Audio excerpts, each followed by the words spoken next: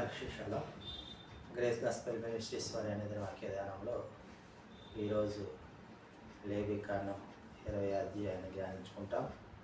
చిన్న ప్రార్థన, పల్లవి పాడి. తండ్రి, ఉదయకాల సమయంలో ఈ వాక్యమును ధ్యానించడానికి మాకు అనుకూల సమయాన్ని అనుగ్రహించి తండ్రి మమ్మల్ని నడిపిస్తున్న తండ్రి మీకు స్తుతులు స్తోత్రాలు చెల్లించుకుంటున్నాం. ధ్యానించిన ఆజ్ఞలను వాక్యమును మా హృదయంలో భద్రపరుచుకొని తగు రీతిగా మంచి ప్రవర్తన కలిగి జీవించే వారిగా మమ్మల్ని నడిపించమని మనల్ని రక్షకుడి మోచకుడైన నజరేయుడైన యెషూవా మెస్సీయ నామమున ప్రార్థించి పొందుకుంటున్నాం తండ్రి, ఆమేన్. ఆత్మసత్యముతో ఆరాధింప ఆత్మదేవునితో నేర్పించుమా. ఆత్మసత్యముతో ఆరాధింప ఆత్మ యెషూవాతో నేర్పించుమా. మహిమ చూపించుము నేను దర్శింపాను, మహిమ చూపించుము నేను దర్శింపాను. నా నేత్రంబు వెలుగించుము, నా నేత్రంబు వెలుగించుము, నా నేత్రంబు వెలుగించుము, నా నేత్రంబు వెలుగించుము. నీ మందిరమై నేనుండగా నా యందుండి నడిపించవా. నీ మందిరమై నేనుండగా నా యందుండి నడిపించవా.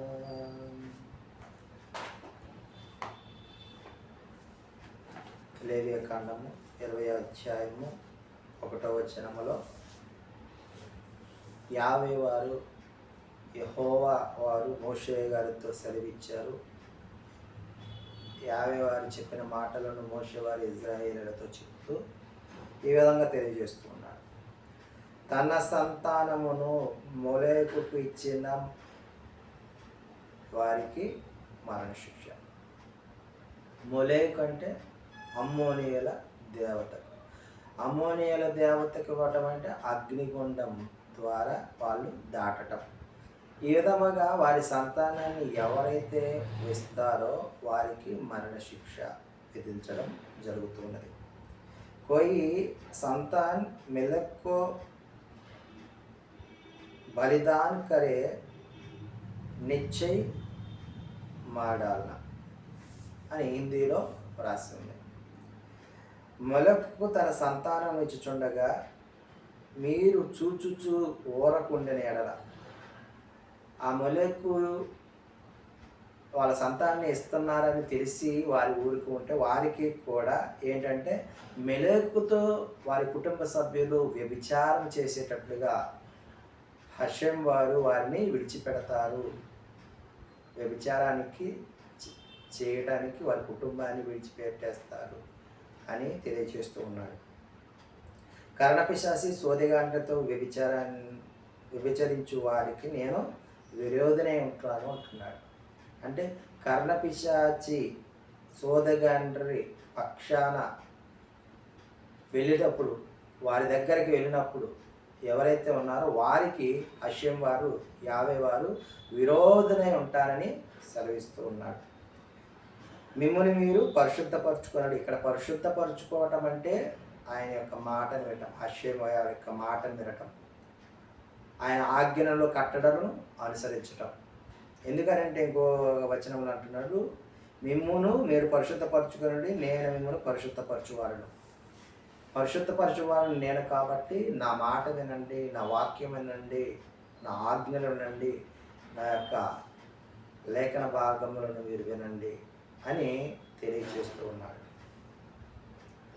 తల్లినైనను తండ్రి అయినను దూషించువానికి మరణశిక్ష.